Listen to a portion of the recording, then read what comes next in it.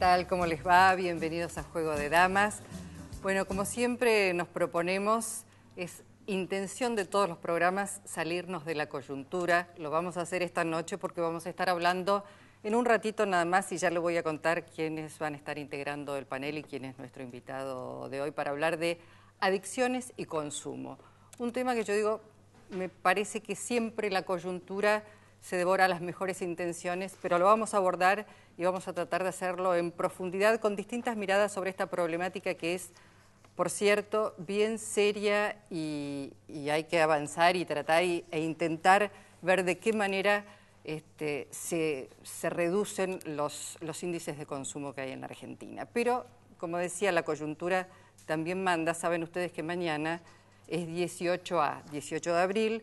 Hay convocada para mañana una manifestación del arco opositor y por eso esta noche también queríamos hablar con Mario Barletta, presidente de la Unión Cívica Radical, que va a estar participando de la marcha de mañana, son uno de los convocantes, y con Jorge Testero, integrante de Carta Abierta. Bienvenidos a los dos y muchas gracias.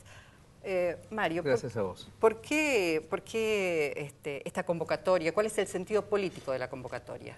Bueno, en realidad una primera corrección, no somos quienes convocamos.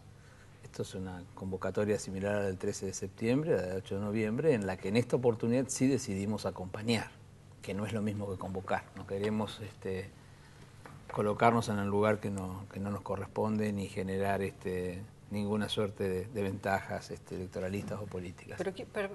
Pregunto, ¿quién convoca? Porque bueno, redes ¿quién convocó sociales al 13? ¿Quién convocó al 8? Si vos me preguntás, no sé. La gente se convocó por las redes sociales, se autoconvocó, algunos dicen que... no sé. Lo que sí sabemos es que tenemos que participar. Creo que hay una situación delicada en nuestro país. Esta pretendida democratización de la justicia creo que va y atenta contra la República. Y entonces me parece importante que ciudadanía, partidos políticos, organizaciones de la sociedad, estemos juntos intentando evitar que este proyecto que ha sido enviado por el Poder Ejecutivo desnaturalice el sentido republicano que nuestra Constitución establece. Jorge, bueno, ¿cuál te parece que es el sentido político de esta convocatoria o creo que llamado? Lo de mañana está en un proceso de sinceramiento, porque en realidad, yo para desdramatizar, creo que es un acto opositor que ahora adquiere ya una característica más clara de oposición, porque los partidos políticos opositores convocan, o se suman o acompañan, o lo que fuere. Entonces está más claro que no es una autoconvocatoria de la gente que se suma. Es un acto opositor que me parece que en cualquier circunstancia democrática es bueno que la oposición haga sus actos y haga sus propuestas y discuta. Esto no está mal. Creo que con esto van a tener que los partidos opositores definir, porque a mi juicio las demandas del 8N y todas, más que al gobierno, eran justamente a la oposición, que no se hacía cargo de expresar o representar esa gente que tiene malestar con respecto a las medidas de gobierno. Que haya mucha gente que tenga malestar frente a las medidas de gobierno es normal. En todo proceso de cambios importantes hay mucha gente que se opone, encabezada y hegemonizada por los sectores más concentrados de la derecha y de la economía, que son los que se sienten afectados en sus intereses. Y después rodeada por un montón de otros sectores sociales que, por un montón de factores complejos en una sociedad compleja, se suman a eso porque se sienten afectados. Acá el doctor dice... ingeniero por ahora. Ingeniero, perdón. El ingeniero Barletta dice que este proyecto de democratización de la justicia atenta contra la República. Yo no creo que atente nada, ningún proyecto que se discute en el Parlamento atenta contra la República, porque parece que acá es un pecado tener mayoría. Parece que todo lo que exprese que un gobierno tiene mayoría y esa mayoría expresada en el Congreso apoya la medida del Ejecutivo, está mal. Y es raro que digamos, una tradición que viene del irigoyenismo, que ha sufrido gobierno de Irigoyen, esas inequidades de parte del Parlamento, que siempre estuvo en contra, y así tuvo que remar el primer gobierno de Irigoyen, y también en otros momentos, contra un Parlamento que era conservador y que se negaba a las medidas transformadoras que el irigoyenismo enviaba. No, yo nunca he dicho que nos negamos a la legitimidad que tiene el Parlamento de establecer las leyes, jamás hemos dicho semejante barbaridad.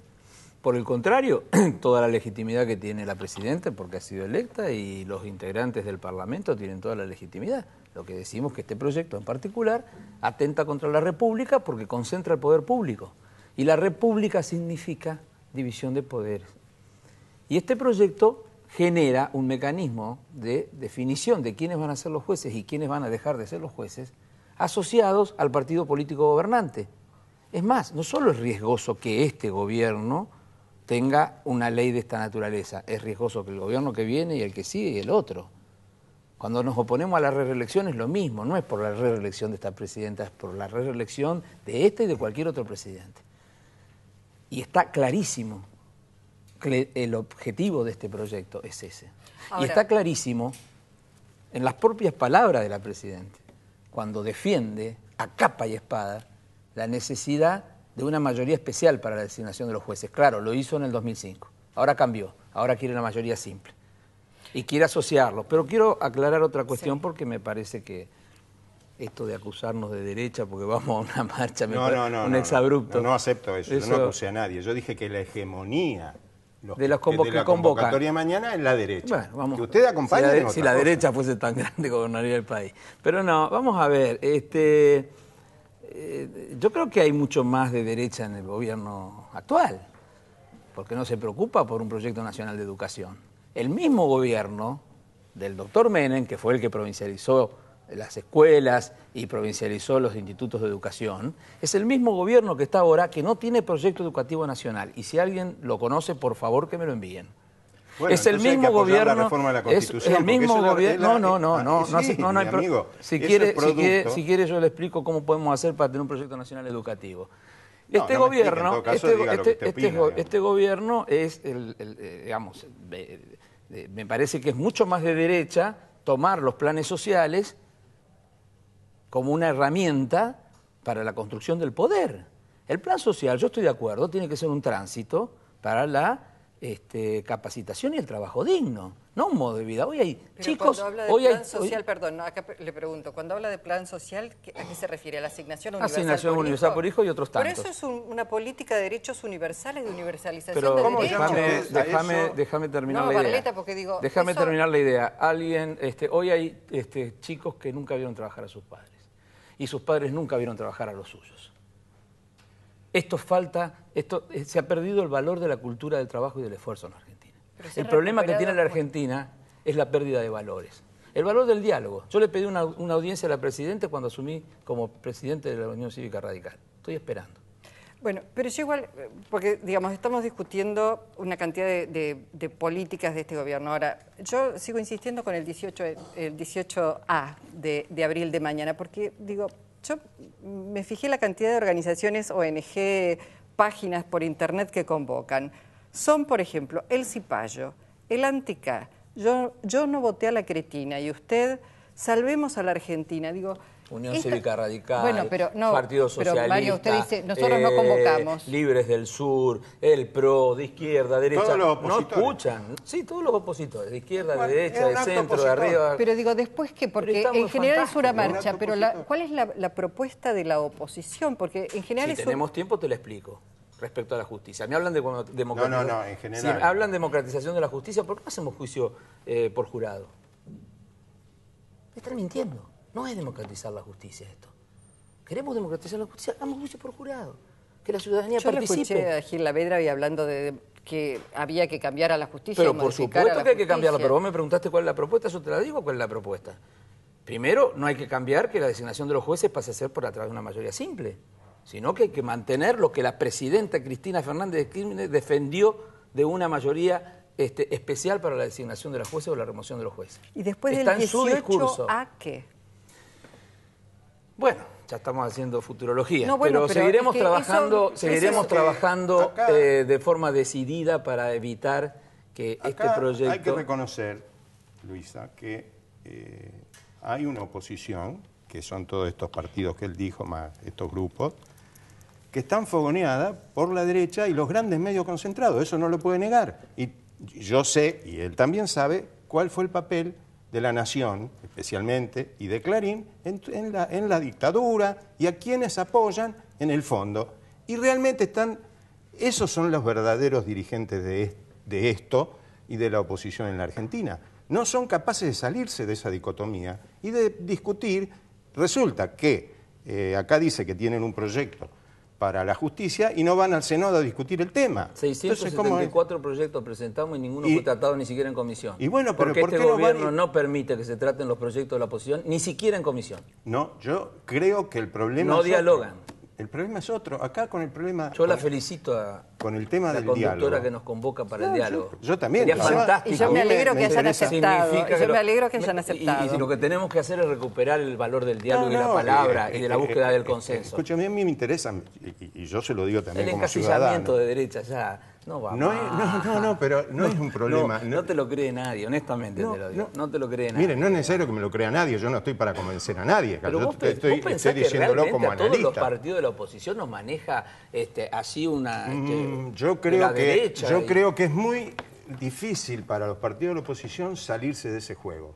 Porque del juego que determina la derecha como opositora central a este proyecto. Que la derecha es La Nación, es Clarín, son los grupos concentrados económicos. Lógicamente, ¿qué es la derecha? Eso es la derecha. No, ¿Cómo la derecha es no tener proyecto educativo nacional para todos. ¿Sabés que la derecha es fútbol para todo, en lugar de educación para todos? Al contrario, eso es un acto democrático. Educación para todos sería democracia. Eso es un elitismo. Trabajo digno para todos. Es un elitismo, educación para todos. No, el hecho de estar en contra del fútbol para todos. No, yo no estoy en contra. Y bueno, si entonces no está en contra, decir que está a favor. ¿Por qué? Los privados. ¿Pero por qué? Porque con la plata esa tenemos que generar educación para todos. No, señor, porque es muy importante. ¿Vos no preferís educación para todos? Sí, yo prefiero educación para todos. Y digo que este gobierno ha hecho más para eso que todos los anteriores. Regalando netbook. ¿Vos te crees que es un proyecto nacional educativo? Poniendo está la educación de los chicos en la primera el infancia? Presupuesto que más grande que tiene la educación y nosotros lo apoyamos y lo felicitamos. Y bueno, el problema es que con ese hacer. Presupuesto no hicieron nada de lo que tenían que hacer. Respecto al problema de la provincialización, ¿Dónde está? es un problema de la Constitución del 94, que fue un acuerdo pampa entre el radicalismo y el menemismo. Eso es así. Nosotros estamos pagando las consecuencias de eso. ¿Y dónde todavía. está el proyecto? Hay que cambiar la Constitución, mi amigo. Eso es lo que hay que hacer. Hay que convocar a los gobernadores y generar un proyecto educativo nacional. No, lo que hay pasa que es que no existe el diálogo. No hay que cambiar la Constitución para generar un proyecto nacional en la educación. ¿Es un texto sagrado? ¿Por qué no podemos generar jardines maternales para que todos los chicos en la primera infancia... Todo eso se puede hacer. Pero no se hace. Escúcheme. Acá el 55% de los chicos no terminan la escuela secundaria. Hay 1.400.000 nunca ha habido, jóvenes que no estudian ni trabajan. Hoy van a tratar el tema de la drogadicción. ¿Sabés qué es estar cerca de la drogadicción? Primera generación de estudiantes universitarios como nunca se ha visto. Primera generación de estudiantes universitarios en familia como nunca se ha visto en la Argentina. No diga eso, preguntale, acá estuvo Eduardo Rinesi. ¿Qué no diga qué? Que no hay un proyecto educativo, que por primera vez un montón de ciudadanos pueden ir, hijos de familias relativamente pobres, pueden ir a la calidad educativa. La calidad educativa en la Argentina nunca estuvo peor. Entre los países latinoamericanos. ¿Quién? Eso porque le dice es el No, lo PISA. digo yo. ¿Qué PISA? Lo digo yo. Y yo no te... ¿Por qué te no crees porque lo diga vos? Yo conozco lo que está pasando en la Argentina, conozco... ¿Qué está pasando en la Argentina? ¿Vos crees que la calidad educativa es buena? Sí, señor. No que es buena, yo quisiera que fuera mejor, pero que es mejor de todo lo que había antes. Yo les voy a pedir acá algo, se mejoró. Porque queda un minuto y si no me voy a quedar sin el tema de las adicciones y quiero darles el lugar que merecen a los otros invitados e invitadas. Lo que quiero decir es, días pasados compartíamos con Barleta una comida, la cena anual de CIPEC, donde allí se reconocían los importantes logros y avances que había tenido la Argentina junto a toda la región de inclusión y se decía, por supuesto, falta muchísimo más. Pero una de las cosas que se señalaba es que no se podía dejar de reconocer los importantes avances que se habían hecho en distintas materias en inclusión. Bueno, digo, después... Bueno, te los enumero. Es un piso... un gran avance, una gran cosa que hizo este gobierno. Fantástica. Uno de los más grandes avances de calidad institucional en el país lo hizo el kirchnerismo. la Corte Suprema de Justicia que hoy detestan. No. Bueno. Yo no creo que se deteste Bueno, la Corte Suprema. después del 18A, nada, Sí, vamos a seguir trabajando, vamos a seguir convocando, vamos a seguir en los ámbitos de discusión, porque entendemos que las organizaciones, los partidos políticos y la ciudadanía no pueden permitir este atropello contra la República. Está dicho en la Constitución Nacional. No tenés tiempo. Lee el artículo 29, por favor, lean el artículo 29 y van a saber de qué estoy hablando. Yo creo que lo que va a quedar más claro a partir de después de mañana, que se van a sincerar a las cuestiones de fondo de la discusión política.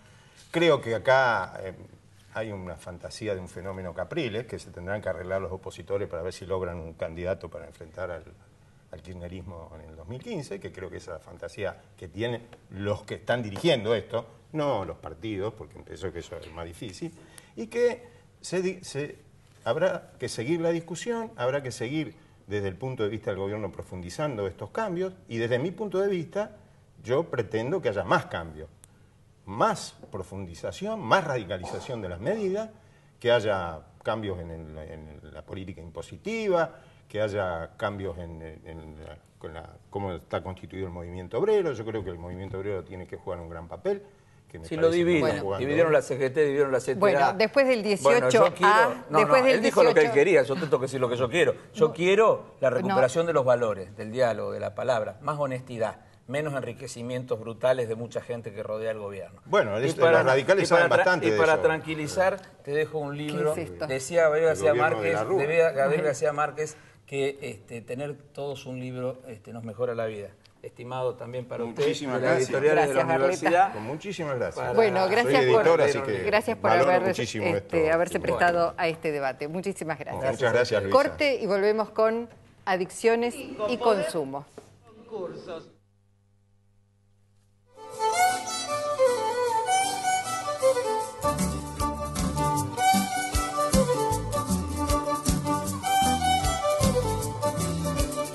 En Laboratorios Bagó, el compromiso con la calidad permanece inalterable en el tiempo. Recorre largas distancias, no tiene fronteras. Hoy, como empresa argentina, nos llena de orgullo que nuestros productos estén en más de 40 países de todo el mundo.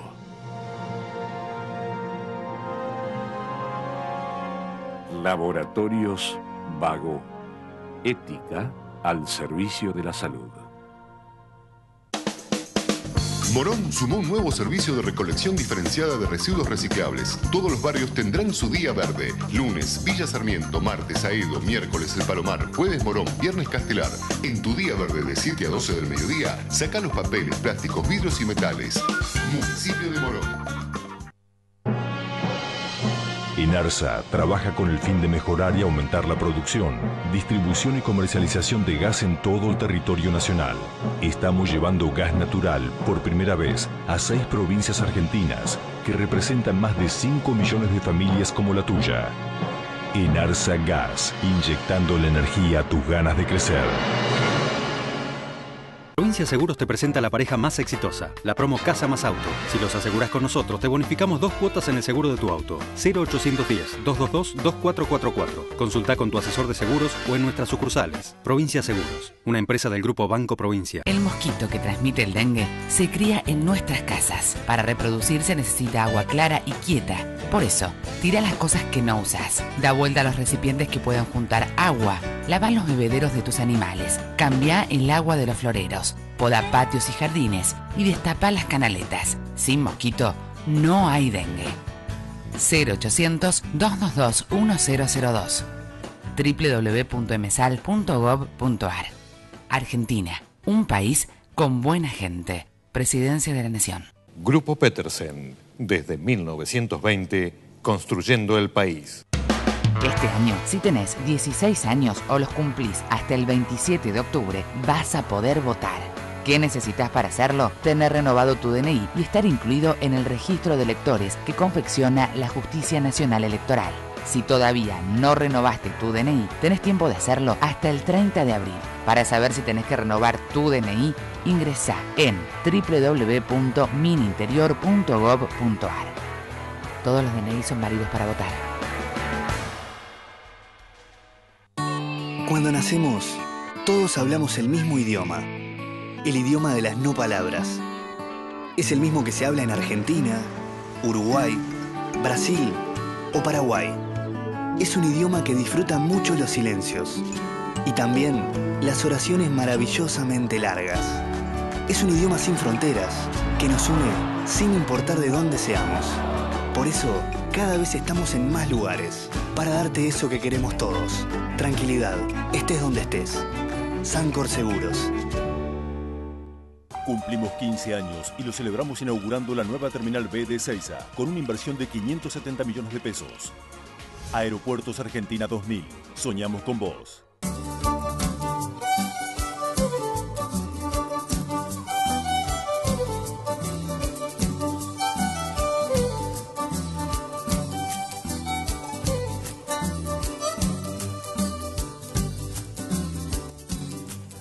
Bueno, vamos a hacer una pequeña introducción para comenzar a hablar de adicciones y consumo, porque la última encuesta bianual que realizó la Cedronar indica que la mitad de los jóvenes entre 14 y 18 años consumen alcohol y el 63,4% consumen en una misma fiesta más de 5 vasos de bebida alcohólica. Esto significa que ya están en un estado de ebriedad. También esa misma encuesta habla de una suerte de amesetamiento o estancamiento del Paco, el 1% consume Paco, la cocaína, el consumo de cocaína no ha crecido, pero sí hay un 25% más de jóvenes que se inician fumando marihuana.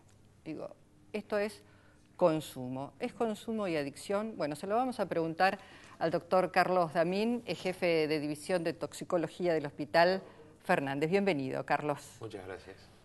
No es lo mismo consumo que adicción, ¿verdad? Hablar de adicción es hablar de exclusivamente una porción de la gente que consume. Del universo de los que consumen alguna sustancia, la mayor parte son usadores, que es alrededor del 70-72%. Tenemos un 20-22% que abusan de una sustancia y entre un 3 y un 5% que son adictos. Normalmente cuando se habla de adicción, socialmente se engloba a todo el mundo, pero la verdad es que hay que diferenciar y solamente es dependiente, es decir, es adicto, ese pequeño porcentaje del que hablábamos. ¿Y cuál es el límite que se cruza para dejar de ser un usador para ser un abusador?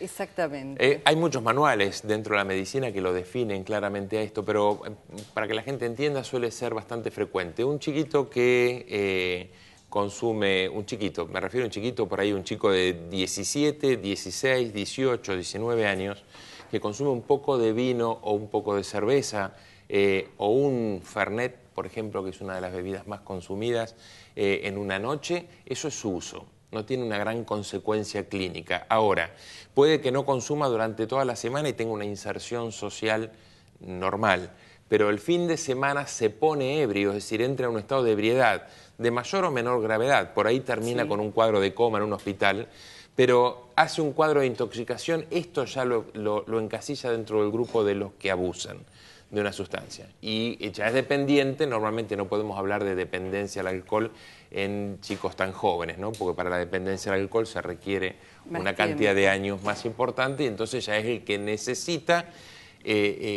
consumir la sustancia para no tener consecuencias, sobre todo las físicas, ¿no? El etilista crónico, que cuando no bebe alcohol comienza con temblor. Esto es claramente alguien que ya depende de la sustancia. Y además hay otras características, ¿no? que favorecen a la definición. Estamos mirando, bueno, el universo por ahí de los jóvenes, pero digo, no son los jóvenes los únicos. Pensamos en los jóvenes porque siempre nos parecen que son, entre otros, los más vulnerables, ¿no es cierto? Que además están en formación, que tienen por delante mucho futuro, pero digo, no son los jóvenes solamente. Los jóvenes son producto de una sociedad, los adultos consumimos, iba a decir consumen, digo, no voy a hacer, los adultos consumimos también y me parece que de esto no se habla tanto, se habla más, hay una mirada sobre la juventud y no tanto sobre el mundo adulto. A mí me parece que es muy claro lo que usted dice, hay una mirada sobre la juventud porque, bueno, uno lo que ve es el fenómeno de lo que se ve de los chicos. En el hospital realmente estamos alarmados porque cada vez tenemos chicos más chicos con cuadros más graves de intoxicación.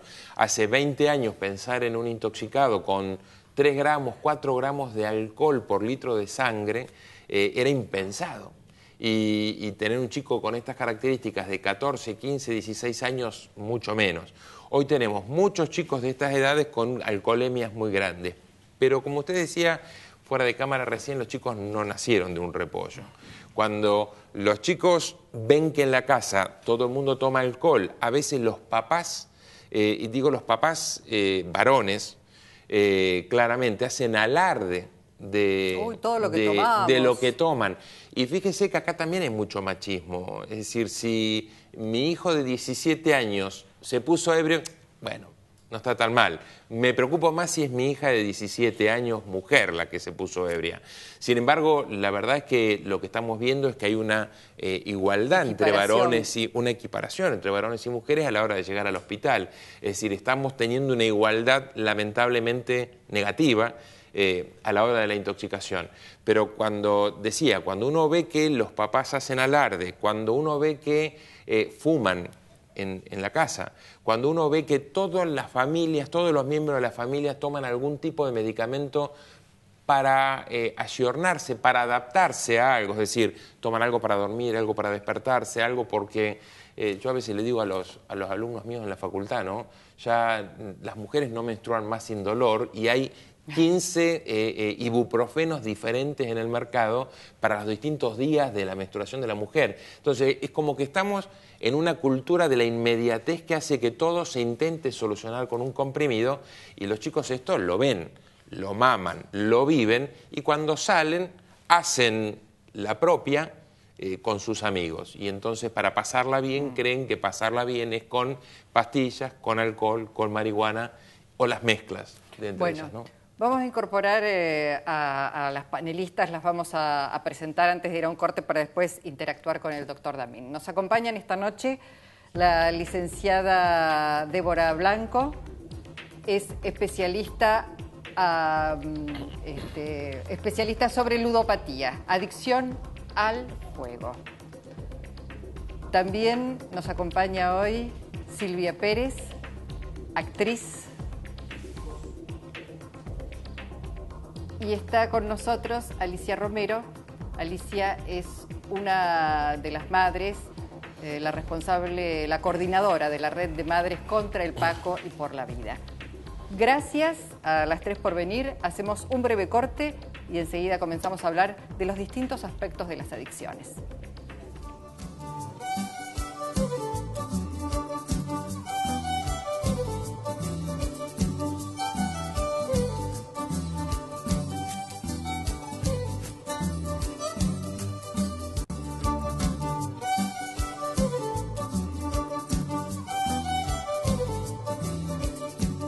Bueno, vamos a preguntarle en principio a la licenciada Débora Blanca, porque claro, recién hablábamos con el doctor Damín de sustancias, de alcohol, de pastillas, de cocaína, marihuana, pero en realidad cuando uno piensa en adicción al juego dice, no estoy consumiendo nada, no es adicción a una sustancia que me provoca o me genera alguna cuestión interior.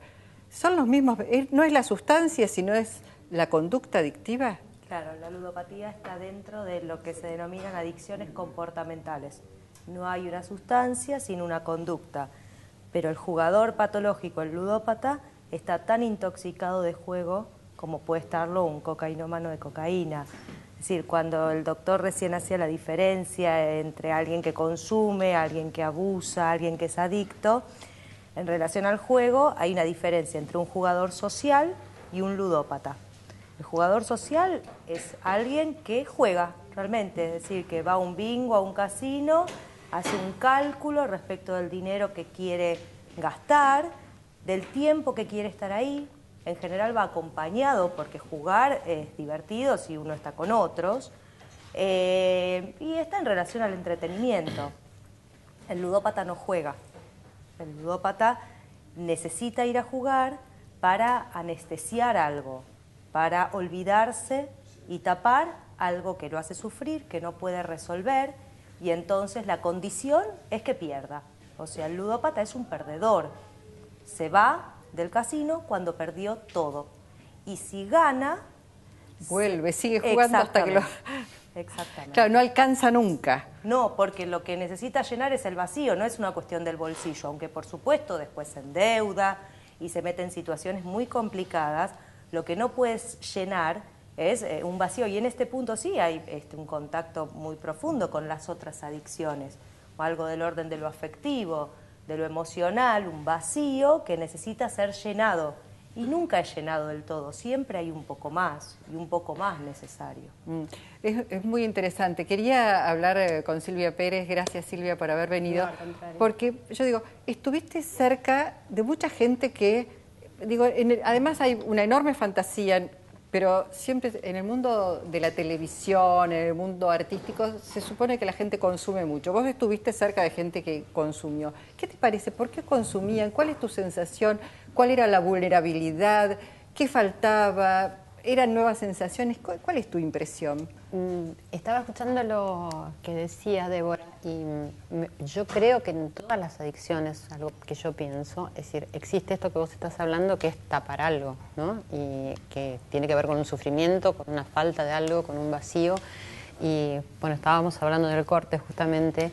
Yo desde lo que yo pienso, ¿no? Y desde lo que viví justamente con toda la gente que me rodeó en una época de mi vida que trabajaba mucho, donde se consumía muchísimo, lo que sentía y lo que siento hasta el día de hoy es que tiene que ver con la falta del amor, con la falta de los valores, muchísimo con la educación, por eso me parece que es tan importante el tema de la educación. Yo he trabajado en el tema de valores humanos para las familias, porque es decir, por más que los chicos reciban una educación y se les cuente y les hagan aflorar los valores, necesitamos que los padres también tengan esa historia. Y en el mundo artístico, lo que yo he visto, creo que tiene que ver, que hay mucha soledad también para el artista, ¿no? El artista, si bien todos los seres humanos estamos solos y somos solos, pero creo que el artista tiene un montón de picos donde está el aplauso que tanto necesita y el reconocimiento, y cuando se pierde en eso y siempre se apagan las luces y siempre cesan los aplausos y el camino es otro, pero hay mucha confusión en eso, y para mí la confusión radica siempre en los valores, en saber quiénes somos como seres humanos y qué es lo que nos está tocando y quién nos rodea y qué es lo que tenemos. Y ahí hay falta de amor en tanta vorágine. Son diferentes realidades que vamos tocando. ¿Qué pasa en el mundo del Paco, con los chicos del Paco, Alicia? Y también falta amor, pero yo creo que también tenemos que hablar de un negocio, que estamos hablando de, nos estamos olvidando de una parte que hay mucho negocio atrás, hay mucho dinero, estamos hablando de dinero. El Paco es una droga, como lo dicen vulgarmente, para los pobres. Es una sustancia, una mezcla de distintas, una receta que se vende muy fácil en los barrios donde yo vivo en Villa La Madrid. Pero también falta todo esto, falta el amor, hay un agujero negro que hay que tapar, falta educación, también falta el acceso a la salud. Los pibes nuestros no son recibidos en los hospitales, a no ser en el Hospital Fernández, en servicio de toxicología, porque todo el mundo tiene miedo a todo eso, porque dicen, no, porque son violentos, porque pueden lastimar a alguien. Los profesionales dicen, yo no estoy preparado para atender este tipo de personas. No es una persona que va a seguir las reglas que le da lo que tiene el seguimiento. No hay un seguimiento, las estadísticas tampoco abarcan, porque los chicos al no llegar al centro de salud no hay ningún tipo de estadísticas. Y lo que veníamos hablando también es que lo único que también nos puede salvar es el amor hacia el otro, el respeto, que a veces necesitamos que cada uno desde su lugar dice, ¿qué hago? ¿Qué puedo hacer por el otro? esto, la información, los medios de comunicación, que eduquemos un poco para esto, ¿no? Para que todos sepamos dónde tenemos que concurrir, que en mi barrio pasa eso, la ignorancia nos mata, ¿a dónde tenemos que ir? También estamos diciendo, penalizando al consumidor, en vez de asistirlo se lo penaliza y tenemos la cárcel llena de pibes pobres, porque no va preso un organizador. Bueno, es otra realidad donde la adicción, además, en ese caso la adicción mata, ¿no es cierto, doctor? Digo, siempre mata la adicción pero seguramente, pero de distinta manera. Ahí claro. Es muy rápida y muy arrasador. A ver, me parece que hay como que diferenciar alguna cosa. El Paco lo que produce es un deterioro neurológico y físico, porque no nos olvidemos que el Paco es un derivado de la cocaína y como buen derivado de la cocaína es un anorexígeno, es decir, evita el hambre, saca el hambre. Esto hace que los que consumen Paco, que consumen muchas dosis a lo largo del día, están muchas horas y días sin comer. Esto lleva a un deterioro físico muy rápido de los chicos y un deterioro neurológico por agotamiento neuronal y por envejecimiento de las neuronas que no están preparadas para estar con esa concentración de cocaína todo el tiempo, que entonces produce un deterioro muy marcado. Y esto inmerso en un contexto social complejo, porque el del consumo del Paco se acompaña con el de la venta de Paco, y entonces hay mucha riña y se mueren muchas más veces chicos en ocasión del consumo de Paco que por el consumo de Paco. Fíjese que cuando llegan al hospital es raro que el chico esté muy intoxicado, pero viene con un deterioro por el tiempo de consumo grave. Bueno, volvemos ahora sobre el tema porque tiene que ver, bueno, con condiciones sociales, con algo que se habló que tiene que ver con valores, con el amor, con si las adicciones se curan o nunca se curan y uno es adicto toda la vida pero está en recuperación. Lo vemos en un instante, hacemos corte.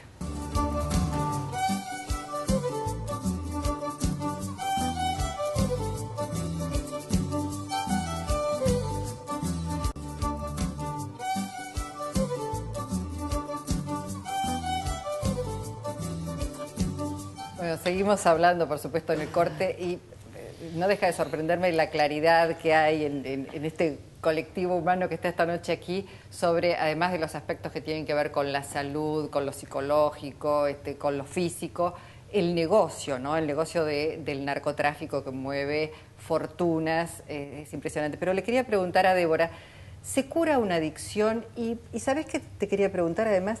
Porque uno puede intentar, bueno, no ir al casino, no ir al hipódromo, pero digo, Internet, las nuevas herramientas son un serio problema, porque a lo mejor no vas, pero jugás a través de las redes sociales. ¿Cómo es esto? Sí, este es el problema actual y que en nuestro país todavía estamos pensando más, aún en los juegos que se encuentran en los bingos y en los casinos. Es decir, el juego vedette es la máquina tragamonedas.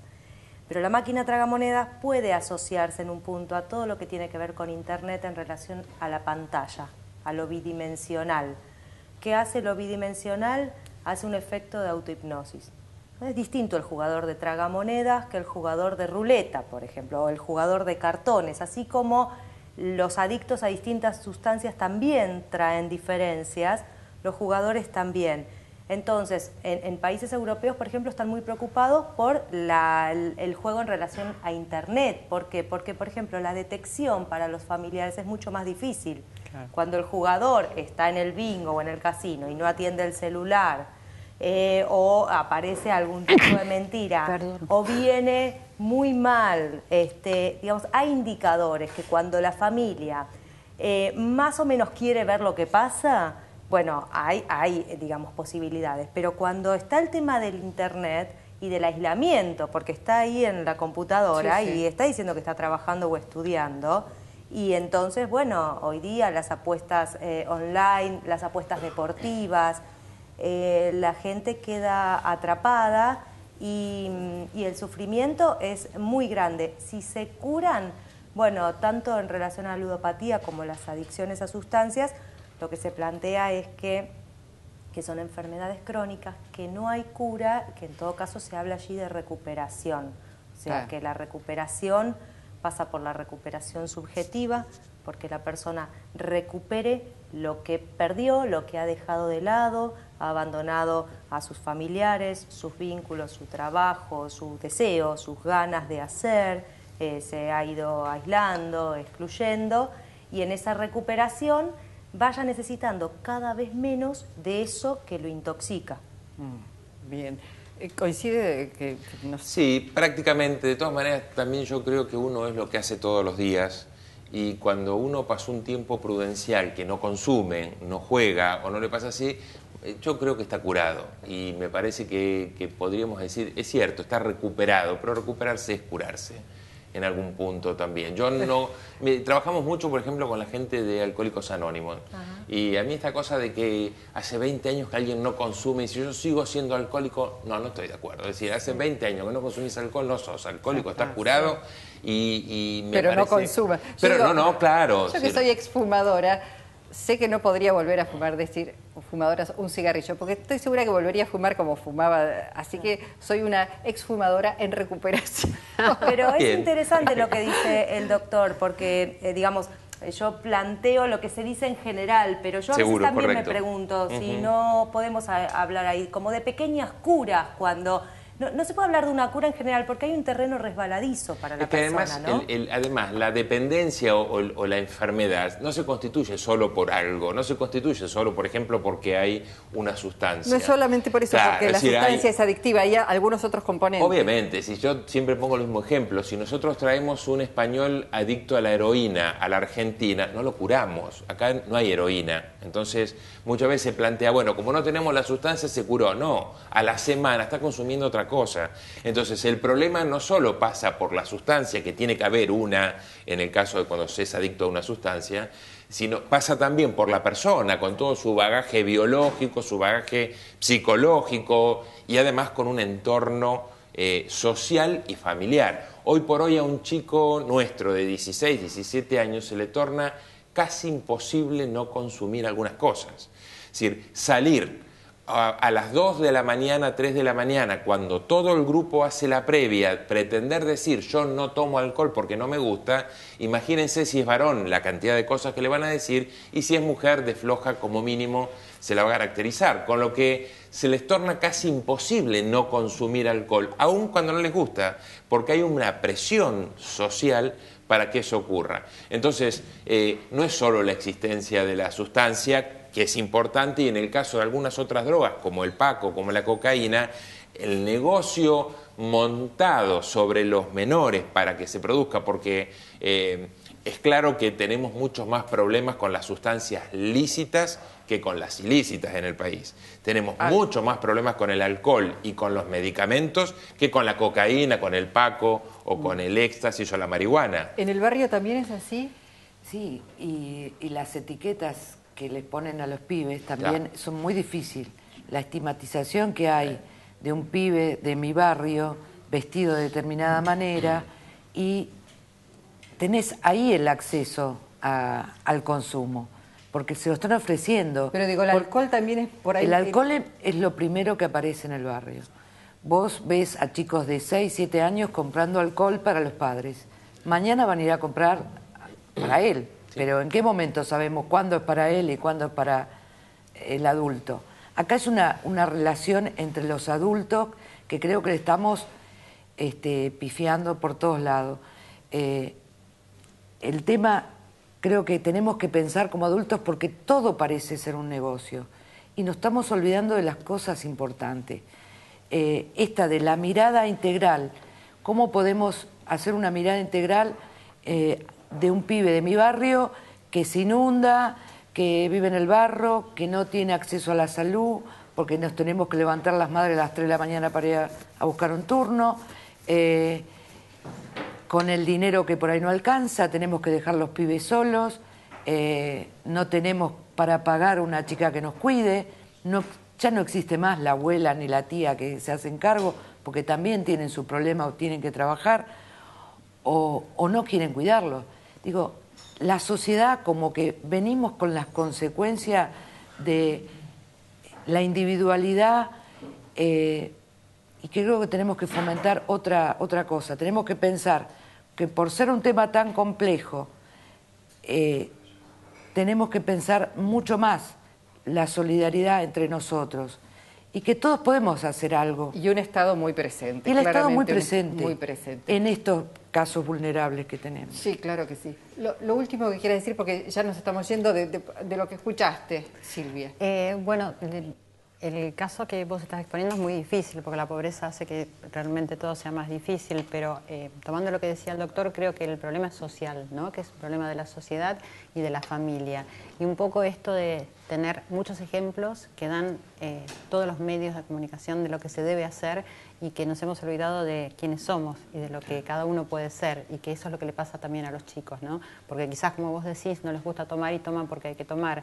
Y yo creo que hay que crear una conciencia en todos, dentro de todas las posibilidades, de que podamos poder pensar en nosotros mismos. Si no pensamos en nosotros y podemos ser lo que tenemos que ser y no lo que nos está indicando una Matrix y que nos lleva a todo este caos, me parece que va a ser difícil. Me parece que es el desafío, ¿no? De lograr que la sociedad en su conjunto, porque precisamos un Estado presente, pero precisamos una sociedad que retome los hábitos saludables como algo a seguir, donde es importante que cuidemos la salud, que le enseñemos a nuestros chicos a cuidar su salud, ¿no? Entonces es una mejor manera de que el chico tenga una herramienta para cuando recibe la presión pueda decir no, si no, no puede hacerlo. Claro. Gracias, doctor. Señoras, gracias por haber venido. Gracias. Nos reencontramos en una semana con ustedes. Gracias.